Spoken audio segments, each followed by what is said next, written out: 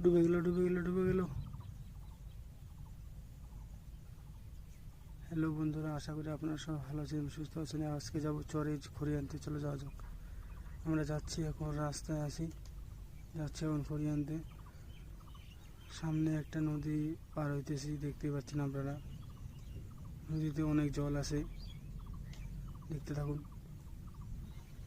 ডুবে গেল, হ্যাঁ পুরোটা ডুবে গেছিল, অল্প অল্পতে বেঁচে গেছি, দেখতে পাচ্ছেন। ভালো ভালো পার হয়ে গেলাম, এসে বসে আমরা এখানে। সামনে এখান থেকে খড়ি ঢুকাবো, লোড করা হচ্ছে, নিয়ে যাওয়া হচ্ছে, লোড করা হচ্ছে। এখানে